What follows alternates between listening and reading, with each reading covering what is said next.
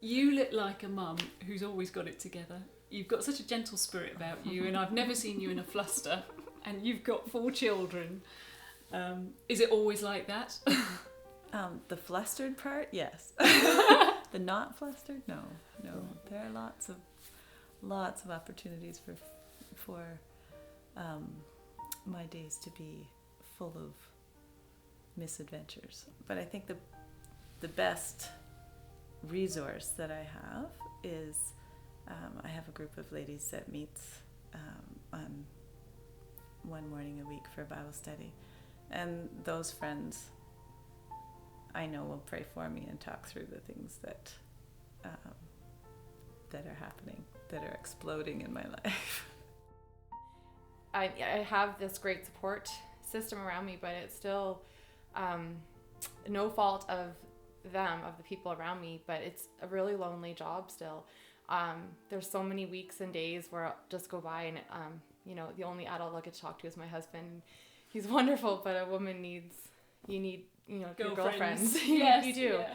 I was just talking to a few friends this week and realized that we were all feeling very alone in this particular week, and I felt horrible because I was sitting at home thinking, I'm pretty alone this week, and I never reached out. And it really spoke to me that, it is important to take initiative, because if I'm feeling alone, chances are my friend down the street with 2 kids is also feeling alone. Being a mom doesn't necessarily mean you're always a mom to your own children. That's right. If God thinks that you've got a certain gift, well, he'll make sure that so long as for his glory, he'll make sure that happens. Yeah, I think that's one of the themes that's coming out from all these conversations. Being a mum is, being a mum to your children, but also it's so important to be in community with other people as well. Yeah. My mom passed away a year ago in March. Right. My one lasting memory that I have of her is of prayer. She would pray every day, vigilantly every day. She had a buffet in the dining room, it's still there, and she had pictures of everyone in her family, like the grandchildren and all of us, the pets and the aunts and uncles.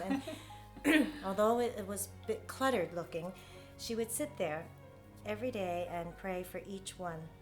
And it would take her an hour or so, and I can still see that image of her sitting there. So I've followed a bit in her footsteps, and I've got my own little area of pictures now. Yeah. And it's, her And you pray for your family. Yeah. Yes, yeah. And don't spend an hour, but sometimes my dad said she would maybe fall asleep. She sat there, but... And one of the other things that was very strong in my mom was her faith. And growing up, I have earliest memories of her coming downstairs and seeing her sitting in the chair with her Bible and just having that quiet time, centering herself to start the day.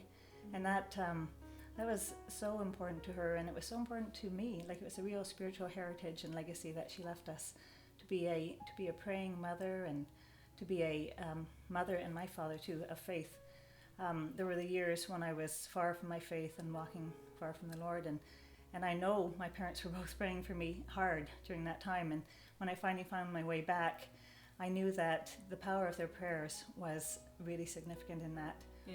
And that's one of the things, I like to think she left me is that modeling of prayer. And I don't think we can underestimate the power of a parent's prayer. Mm-hmm. And so it's hard to be a parent. There's so many things, so many times you don't know what to say and you don't know what to do. And to know that I can just take my children to the Lord in prayer, and know that much as I love them deeply, passionately, God loves them that much more, and He knows what's the best for them. That's such a comfort. Yeah.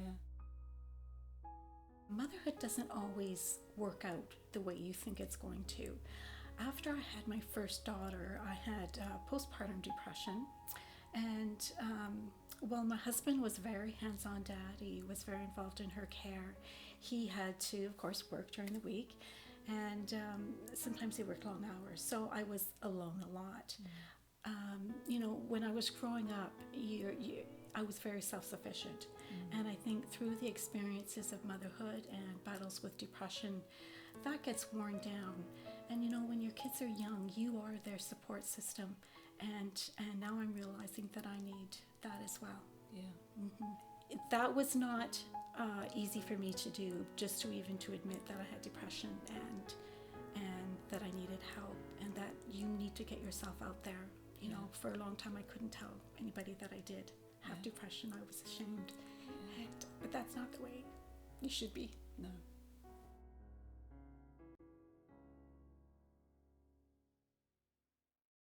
I think that as a mother, as a woman, as a wife, as a mother, the best thing you can do for all of those relationships is to take care of your marriage and the relationship between the two of you. Because what doesn't get worked out there gets worked out there. And I think some of the things that we deal with as we raise our children are actually things that we're not dealing with in our marriage. The time you invest into keeping your relationship healthy will save you tons of time and effort and energy and craziness from the rest of the home life. So I think one of the most devastating things I've experienced as a mum is losing a baby in a miscarriage. I think that's probably something that probably more women experience than is probably spoken about. I think that's for yourself as well, isn't it? Yeah, I've had to. And I think at the time it was so unexpected, and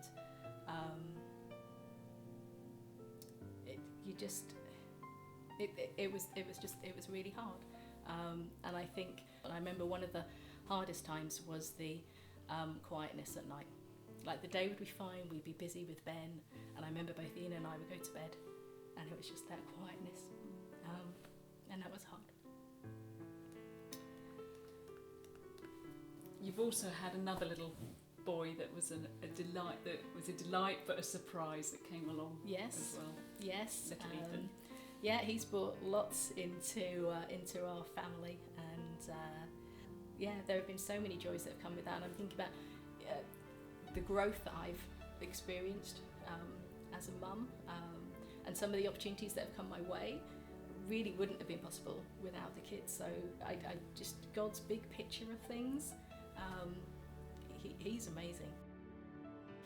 Well, I guess the one piece of advice I'd offer is pray. If you haven't had your children yet, you can start praying in advance, as we did, and you'll certainly find you'll be praying them through the years. A lot of heavy-duty prayers probably when they're teenagers, but we've learned now that our 3 children are off and married, and we have grandchildren. We're on to the next generation of prayers. And those grandchildren are fun, are they? Oh, they're fun. Are they really that reward for having children? They are a reward for not killing your own children. But the nice thing about grandchildren is they come to visit and then they leave. Uh-huh. So we have red carpets out when they arrive, and we're shooing them out the door when they leave. It's wonderful. It really is.